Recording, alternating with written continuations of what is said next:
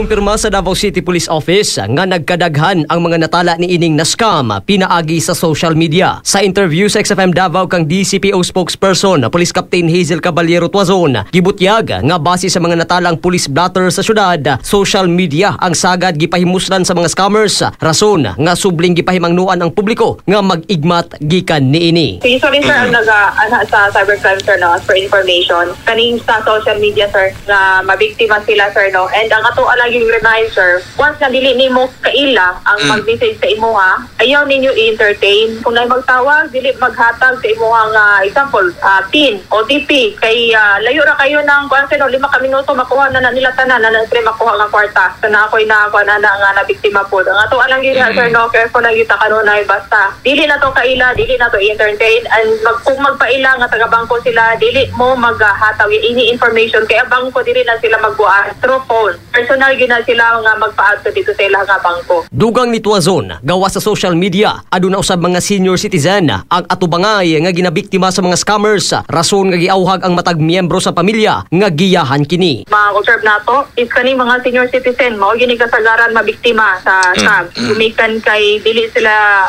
sir, no, sa social media, sa cellphone sir, ang ato alang gyud diri sa mga membro sa pamilya nga naay mga senior citizen nga mag-ato sa bangko, mag-ato sa ATM, kung mag-withdraw, i-assist na to sir, no, dili na to sila pasagdan. Kay usahay dili lang na money ang makuha sila, usahay naay mga cases, no, nga naay mga jurisdiction pa nga makuha sila, gumikan kay maila, gumikan sa ilahang mga pangidaron. Subay usab sa nahipos nga impormasyon sa XFM Davao gikan sa Regional Anti-Cybercrime Unit 11, daghan sa ilang natala nga sumbong mga nahack nga Facebook account ug may kalabutan sa staffa cases, ug aminado kini nga dakong hagit sa ilang investigasyon ang pag-track sa mga SIM cards nga ginagamit sa mga scammers. Hinuon, susamang gipasabot sa DCPO ug Saraco 11 nga abli kanunay ang ilang mga opisina sa pagdawat sa mga reklamo sa nabiktima sa scammers, uban ang pagpaningkamot nga mahatagan kini og tukmang aksyon. Mga katropa, aron kanunay kitang healthy, mag-Zantone Vitamin C alang sa nagkayusang Pilipino para sa Pilipinas. Katropang Marvin Ebano, XFM